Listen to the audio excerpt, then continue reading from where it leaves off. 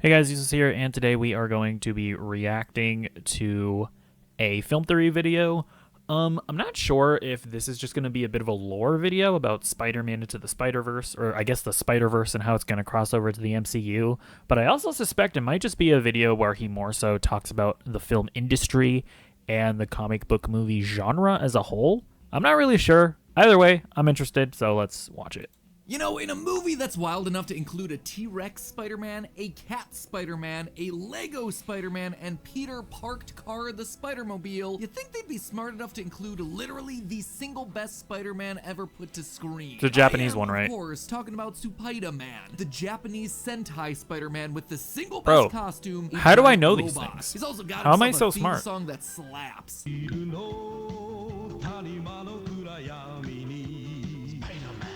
We were robbed, I tell you. Robbed. Hello, Internet. Welcome to Film Theory, the show that'll put its hand on your shoulder and say, hey. So, Spider-Man's kind of in an interesting spot in cinema, isn't he? The whole franchise has some of the best as well as some of the worst superhero movies ever made. Even True. if memes are always top shelf. Look at little Goblin Joe. Bro, I'm gonna cry. Spider-Man, One movie I don't think- Sony Spider-Man movies, they're incapable of having like any middle ground when it comes to the movies that they make. It's like they're either the best movies ever made or they're like just complete hot garbage. It's really interesting. Like, well, but it's like, and then even in the movies where it's like, I guess they technically fall in the middle, like The Amazing Spider-Man, right? Or The Amazing Spider-Man 2. I contend that movie has, like, the good parts of that movie is the best live action Spider-Man that we've ever gotten. And the worst parts about that movie is the worst live action Spider-Man that we've ever gotten. Like, Andrew Garfield's performance is always amazing. You have these really beautiful moments with him and Aunt May. His relationship with Gwen Stacy is like fucking incredible. And then and then you have Green Goblin and Electro, which is like, what in the actual goddamn shit is this? But I don't know. It's pretty interesting. Think anyone saw going as hard as it did 2018's animated Into the Spider-Verse. Bro, I'm not gonna lie, like, ever since the first teaser of Into the Spider-Verse, I was like, damn, this is gonna be incredible. And I was like, you're all sleeping on this. You're all asleep. I am woke, okay? I was the only one that was awake. I knew that shit was gonna be fire. Telling the story of Miles Morales as he takes up the mantle of Spider-Man after his Peter Parker is killed. Thankfully, he gets himself a ton of help figuring out what to do in the form of spider people from various different universes dragged into Miles' dimension by the movie's big bad. What felt like it could easily have been a cynical cash grab turned out to exceed everyone's expectations. It's considered to be one of the best, if not the single best Spider-Man movie ever made. It's beloved by critics. It made a killing at the... Yeah, I think I'm at the point where I think it is the best Spider-Man movie ever made. What the hell is my? Oh, what? I'm sorry. I completely forgot what my chest arrangement was. Okay. box office. It won all the awards. So when we all heard that it was getting... Oh, yeah, what was I saying? Yeah, I think I would say it's the best Spider-Man movie ever made. I have a lot of like weird nitpicks when it comes to Spider-Man movies because it's like all the live action ones. I have stuff with the... I have very specific like nitpicks with all the iterations because it's like when I look at the Tobey Maguire movies, I think Sam Raimi is a really great director. And I think that his the cinematography and the action in his Spider-Man movies like haven't even been touched by any of the live action Spider-Man movie directors. But I just don't like Tobey Maguire's Spider-Man. I know. I just don't like those characters. So it's like I can't really identify with them.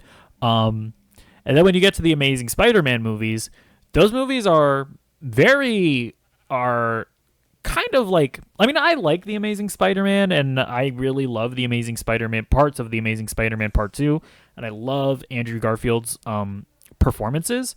But, you know, those movies just have stuff that just don't really work all that well. Like, you know, like, all of the stuff with them trying to build out a cinematic universe really fell flat, and like, you know, like the Lizard and Green Goblin and Electro, they weren't particularly strong villains. You know, so those movies have their faults. And then you get into the Tom Holland Spider-Man movies, and you know, Spider-Man: Homecoming is great.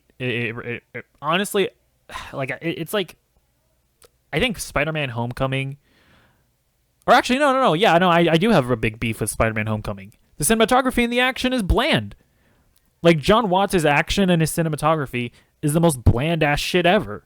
But then I do still like Tom Holland as Peter Parker and Spider-Man. So and then those movies do also have the whole thing of them being a bit too tied into the MCU, where he was never really like I still feel like Tom Holland's Spider-Man hasn't really been able to shine as Spider-Man. Because even in No Way Home, he was like, with that the movie was also like to a certain extent carried by the other Spider-Man. So I don't know. I have a bunch of weird nitpicks with all the Spider-Man movies. Into the Spider-Verse is like kind of perfect. Sure, Kingpin isn't the strongest villain, but he's also not bad. So I don't know. I think that Into the Spider-Verse is like pretty easily the best Spider-Man movie. Although Across the Spider-Verse actually I think was a bit better, but both of them really. Pair of sequels and Across and Beyond the Spider-Verse, let's just say that those movies had a lot to live up to. And thankfully, the recently released Across the Spider-Verse is great. Seriously, when this movie first got teased, I was concerned that it was just going to turn into a cameo fest with too much fan service. And while it did lean in more on the cameos and fan service than the previous one, it also managed to be a worthy sequel to one of the best superhero films ever made. Even if that cliffhanger at the end did leave me a little bit disappointed. Also, so yeah, I understand that people were disappointed by the cliffhanger, but I do feel like it was still like a well-rounded enough movie, especially when you look at Gwen Stacy's arc that was set up at the beginning. But then even Miles, like he still, it still does have like a theme that is completely explored, of like finding your own purpose and finding your own way. So I don't know. I do personally, I understand that people feel like it's incomplete, but I do feel like it is still a complete film. It's not like Dune where that movie ended and I was just like, what? I don't even really understand what I just watched. I don't think this was a problem with the movie, but just one with the theaters that I saw it in having really bad audio mixing. Had a hard time hearing. True, the audio mixing was bad. And Hobie's dialogue at various points. I thought it was just a me thing. I understood not a word of what Hobie said. Like literally not a word. These days, maybe my hearing's going, but then I started seeing other people bringing it up online. Anyway, here's hoping that they get the whole thing resolved. Even considering those minor hiccups, though, the movie was a visual masterpiece, throwing us into multiple new universes and oh my god, yeah, literal hundreds of new Spider-Men, each with their own unique visual aesthetics and styles. For me, the standouts had to be Spider-Gwen's watercolor world and the incredible 80s paper cutout animations of Spider-Punk. Also, biggest laugh clearly goes to the Lego universe, which turns out was animated by a 14-year-old? Kids these days. That fact actually makes me want to jump off of a ravine in Minecraft, but in real life, but in Minecraft. That like just the fact that a kid did that, like it just makes me want to give up like any sort of aspirations that I have, because it's just like what even is the point? Like actually, what is the point of any of this? Like, why would I ever try to accomplish anything in life? Man, you guys are so talented. Without a doubt, Across the Spider-Verse took all the ideas from the first film and turned them up to 11. Spoiler warning for Across the Spider-Verse in case you didn't figure it out by this point. After the events of several recent movies, including Into the Spider-Verse, Spider-Man No Way Home, and Doctor Strange in the Multiverse of Madness, which yes, Doctor Strange is specifically called out in this movie. Don't even get me started on Doctor Strange and the little nerd back on Earth 1999. Holes have started showing up throughout the multiverse. These have let bad guys slip into alternate dimensions and wreak havoc. Yeah, it's interesting because the director had come out and said that that line was just kind of a little Easter egg, but it's like he just showed. But then you see Donald Glover as Prowler, which is very clearly at least meant to hint towards his character in Spider-Man: Homecoming. So it's just like, what exactly are you guys doing? It's a little bit, it's pretty convoluted at this point, or not convoluted, just confusing. It's like, I guess it would be fine if that stuff just ended up being a bit of an Easter egg, but like I feel like they're teasing it a little bit too hard. O'Hara, the sci-fi Spider-Man 2099, has set up the Spider Society to help police the multiverse and bring all these villains home. But when Miles wants to join the Spider Society, Miguel refuses him at every step, because Miles is actually part of the problem. He unintentionally created the Spot, a multi-dimensional villain, and the events of Into the Spider-Verse were never supposed to happen. Miles was not supposed to be bitten by the radioactive spider. His world's Peter Parker was not supposed to die. Miles was never supposed to take on the role of Spider-Man in the first place. What's even worse, that spider that bit Miles wasn't even from his universe. Dude, So that Miles was is the such a good reveal. Like after I watched Across the Spider-Verse, I rewatched Into the Spider-Verse because we had a friend that hadn't seen it, bro. And it's like, when I saw that, because if you go back and watch Into the Spider-Verse, the spider that bits him, it glitches out. Just like all of the other characters, you know, because when you're in a universe you're not supposed to be in, you start glitching out. The spider glitches out, and I don't remember anybody calling that out. The fact that it was just there, and in retrospect, it's just like kind of obvious that was a thing. That is such a good reveal, dude. Original anomaly that started knocking over all these dominoes. So to help set things straight, Miguel and his Spider Society are trying their best to, quote, restore the canon, to make things right by ensuring that the big events that are supposed to happen to every Spider-Man across every world actually happen. And if they don't, well then the multiverse itself could collapse. You know, no pressure. But see, loyal theorists, I have a problem with his line of logic. It doesn't sit right with me given everything that we see both in this movie and throughout the wider multiverse that this movie sees. Yeah, I guess he's about to get into like multiverse stuff. I'm not gonna lie, I think I'm probably gonna get confused by this video. I don't, especially when it comes to the MCU, I genuinely just don't understand how it works, but let's see.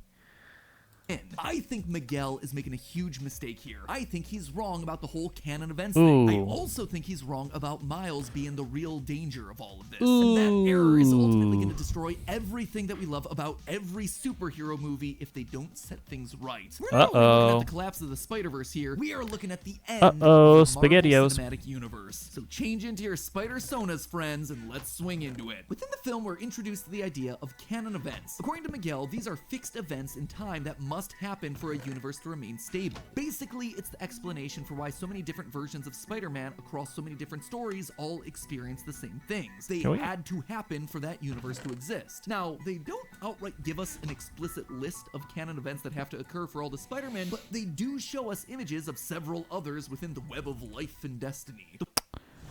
What am I putting in here? My mind is blank. What am I putting in this chest? Oh yeah. It's about being proud of existing for yourself. Okay. Do I need to skip you? The ones I spotted included a spider bite giving someone superpowers, the death of an Uncle Ben-esque figure teaching Spider-Man the lesson. Yeah, the whole canon events thing is a little... Yeah, I don't know. Hopefully they cancel that, because... yeah, if people start using that to, like, figure out plot holes in, like, different Marvel movies, it's... I don't know, that... I could see that being, like, an annoying thing. Lesson that with great power comes great responsibility, connecting with a love interest, sometimes with an upside-down kiss in the rain, a wedding to a love interest, a symbiote creating a nemesis, throwing the Spider-Man costume away, and being crushed by rubble before finding the strength to... Wait, is that all a canon event? Did they confirm that? I don't remember. Lift it. Gwen also mentions that in every other universe, Gwen Stacy falls for Spider-Man, and in every universe it doesn't work out, so that one may or may not be a canon event as well. But the big one, the one that applies the most to this particular story, a police captain close to Spider-Man dies, usually by trying to save a child from falling debris. This is where the main conflict of the story comes in. Miles' dad is about to be sworn in as captain of the NYPD, and obviously he doesn't want his dad to die, but you apparently can't bypass a canon event, and Miguel refuses to let Miles leave to save his father's life. This is something that Miguel had to learn the hard way. According to Miguel, he wanted to be happy with a family, and so he found himself a universe where that universe's version of him had been killed. He then stepped in and secretly replaced his dead self. It sounds complicated, but basically he just pulled a Rick and Morty. In fact, if we're being honest, this whole movie is just pulling one big Rick and Morty, Spider Society, Citadel of Ricks much. It's not a bad thing, I'm just saying. Anyway, Miguel stepping in was an issue since his death was considered to be a canon event in that timeline, leading to that universe collapsing. People were erased from existence, including Miguel's daughter, who disappeared in his arms. By the end of it all, the universe was gone, leaving Miguel devastated and determined to make sure that it never happened again. This threat also checks out in the movie, too. As soon as Miles saves Captain Singh in Mumbattan and bypasses the canon event there, a dark hole starts swallowing up that world. All of this sets up a great conflict between Miles and Miguel for the rest of the movie. Just like Miles, we don't want his dad to die. But just like Miguel, we don't want that universe to collapse either. But here's the thing. When I really sat down and started thinking about this, the whole canon events thing, I'm not buying it. First of all, I have a lot of questions about Miguel's story here. He claims that the universe with his family collapsed because he bypassed a canon event. So, does that mean that Miguel's death was a canon event? But who then was it a canon event for? Was he the Uncle Ben or the police captain in this situation? Or was he just some random guy? Was he the Spider-Man of that world? He has the powers in the title after all. Would that then mean that Spider-Man's death is a canon event? That shouldn't be the case since Miguel later yells at Miles for getting the Spider-Man of his world killed. And considering how much Marvel, Disney, and Sony want to milk this character until the end of time, something tells me that Spider-Man's death is not going to be a corporate-approved canon event that's going to happen all the time. Additionally, how many times has Miguel seen this actually happen? We only see the one instance, so is Miguel working with a data set of just one? That isn't enough test cases to make such a weird multiversal Big Brother organization that's okay with so many people dying. In short, it doesn't make sense, and the other canon events start falling apart too when you really look at them. Like, speaking of Miles getting his Peter Parker killed, didn't that disrupt every other canon event of Miles's universe? Shouldn't that universe have imploded, or is that universe self-correcting around Miles? Given how much of an anomaly Miguel makes Miles out to be, that probably shouldn't be the case if Miguel is truly right in his hypothesis. Another easy example would be the symbiote attaching to someone and becoming a nemesis for Spider-Man. What's the problem here? Well, Across the Spider-Verse features a moment where the Spot briefly pops into the universe of the Tom Hardy Venom movies to steal some gum, but it doesn't seem like there's a Spider-Man in the Venom-verse for Eddie Brock to butt heads with. Well, we technically don't know that. Like, it's never been confirmed nor denied, to be fair, so that's one of those up in the air things, right? Because I remember in the Morbius trailers, they, like, you saw, like, pictures of Spider-Man, but then those scenes weren't actually in the movie, so, like, is that canon or not? We honestly just don't know. Considering Eddie doesn't react to Spider-Man being unmasked when he briefly crossed over into the MCU during that part is true. Let There Be Carnage. Another example would be Spider-Man connecting with and marrying their love interest. This problem comes with the Amazing Spider-Man films, which are directly connected to this universe through a cameo with Andrew Garfield. Sure, he fell in love with Gwen Stacy in his world, but after her death, he focuses all of his time and energy into being Spider-Man, as he explains in No Way Home. You have someone? I got no time. Well, but then that's one of those things where it's like, well, how there's no, like, they never specify like a time limit. Like, I think presumably during some point in Andrew Garfield's Spider-Man timeline, he will find a love interest. Like, it's possible that they just plucked Andrew Garfield's Spider-Man just at a point in time before he found that love interest. So I don't know. Peter Parker stuff. That is years without a love interest, without building any sort of a relationship, without a wedding, etc., etc. And yet, as far as we can tell, the world of the Amazing Spider-Man still hasn't collapsed nearly a decade after we last saw it. Thirdly, we gotta talk about the Uncle Ben moment. This death is supposed to be a massive world-shaking event that sets Spider-Man on his path, teaching him all about power and responsibility. Now, it doesn't literally need to be a Ben Parker who dies. For Miles, it was Uncle Aaron. For Gwen, it was her friend Peter Parker. For Miguel, it looks like it was his daughter. But here's the issue that I find with all of this. Tom Holland's Peter Parker operates as Spider-Man in the MCU for literal actual years before he eventually has his Uncle Ben moment. Just to make sure that we're all on the same page here, the writers of the MCU Spider-Man movies have stated that Uncle Ben's death in the MCU did happen, but it didn't have the same impact on Holland's Peter Parker as the others across the multiverse. Instead, the importance of this moment was shifted onto Aunt May in Spider-Man. That's crazy. Now, you might be thinking, hey, it happens eventually, so we're all good, but are we just gonna ignore the timeline here? In every other dimension that we've ever seen ever, this Uncle Ben moment happens within months, even days after he's bitten by the spider. And Across the Spider-Verse, Peter I will say that's also one of my problems with, like, No Way Home, is where it's like, it honestly just feels like a movie where they're just, like, desperately trying to respond to all of the criticisms that people have had about MCU Spider-Man. But anyways, that's neither here nor there. Operating as Spider-Man for just 6 months. And clearly, he's already had his Uncle Ben moment. The Maguire, Garfield, and Miles Morales Spider-Man have all had their uncles die within just days of getting bit. And yet, the MCU isn't on the brink of collapse because Spider-Man hasn't had his Uncle Ben moment as quickly as all the other universes. But the thing that really drove the nail into the coffin for me, one of the biggest of these so-called canon events has to be a spider biting someone and giving them powers. Get cable-free live TV with no hidden fees. No, long-term I contract, refuse. 100 plus channels. YouTube TV. Try it free. Terms apply. So that universe has a Spider-Man to begin with, right? Well, we see the spider bite as the first canon event that's explained to Miles. And yet, at the end of the movie, when we visit Earth 42, the world where Miles' spider came from, that doesn't have a Spider-Man, and it's still there. Sure, it's not in great shape. There's a lot of crime, a sinister six cartel that seems to be running things, massive fires throughout all of New York City, but the world itself has not collapsed. Now, I can already hear plenty of you furiously typing away in the comments. Just because these canon events haven't happened yet in these worlds doesn't mean they won't happen. And the order of the canon events doesn't necessarily need to be the same every time. That's Believe what I me, said, kind hear of. you. That was one of my initial thoughts when I was crafting this theory too. But again, it doesn't line up with what we see in the movie. All thanks to that necessary death of a police captain close to Spider-Man bit that drives the whole conflict. Remember, Right, Manhattan okay. starts collapsing immediately after Miles saves Captain Singh. Literal seconds after that event. If canon events don't have to happen at specific times, couldn't Captain Singh or another captain have just died later in the story of that world? And yet, here's Miles' Well, world with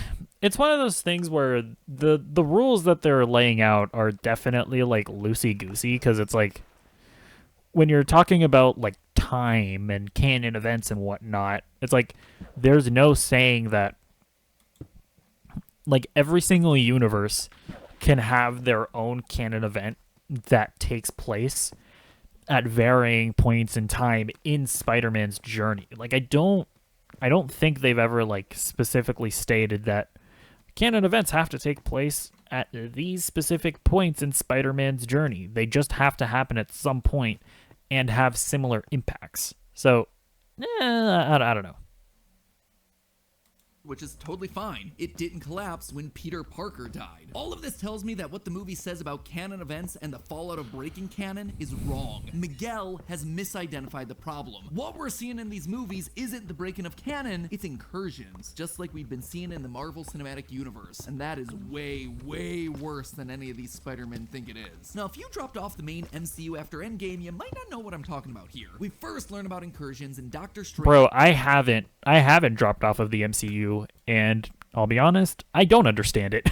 In the Multiverse of Madness, when Strange is brought before the Illuminati of Earth 838. Even your arrival here confuses and destabilizes reality. The larger the footprint you leave behind, the greater the risk of an incursion. Basically, when people from one universe cross into another, the two universes start getting pulled together. Everything starts breaking down until at least one of the universes is torn apart at the seams, killing everyone in it. Sounds familiar, doesn't it? This is an incursion, and they are no joke. We see what's left of a universe after its incursion, and it's a wasteland. It is a void of nothingness. This is such a big threat that the Illuminati think Doctor Strange merely existing in their universe is a major risk, and that he needs to be dealt with. But hold on, why am I connecting this movie to the MCU? Sony is the one that's making the Spider-Verse films, not Marvel. Right. That's correct. But Spider-Verse goes well out of its way to make sure that there is a connection established to the MCU. And it's not a blink and you miss it cameo or offhanded reference either. Like I said at the top of the episode, Miguel straight up references the events of No Way Home and Multiverse of Madness within the first 15. Again, the director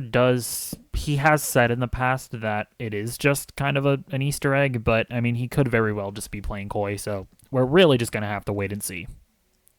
Minutes of this movie. Don't even get me started on Doctor Strange and the little nerd back on Earth 1999-99. Earth 1999-99 is a designation of the MCU in Marvel multimedia. First called out in the official handbook of the Marvel Universe A to Z. No Way Home connected the older Sony films to the MCU multiverse, so the projections of both Andrew Garfield and Tobey Maguire's Spider-Man also connect this movie to them too. The Spot briefly visits Mrs. Chen from the Venom movies, a world also connected through No Way Home, and Donald Glover cameos as a variant of of Uncle Aaron suited up as the Prowler, the same role that we see him play in the MCU. But the linchpin that 100% slots this into the Marvel Cinematic Multiverse now, when Miguel begins his explanation of the Spider-Verse to Miles, he projects a simulation of the multiverse, one that looks exactly Right, like how that's the right. multiverse has been portrayed throughout the MCU. And I'm not just talking, oh, it kind of looks like it if you squint at it, I guess. This is exactly the same glowing, glimmering white. Wait, but isn't the MCU? Let me see. Hold on. Wasn't it given like a different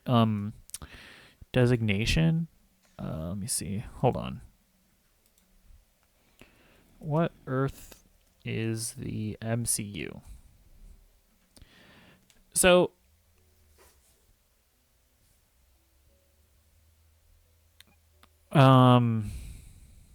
wait, it's Earth 616? According to the official handbook of the Marvel Universe from 2008. What?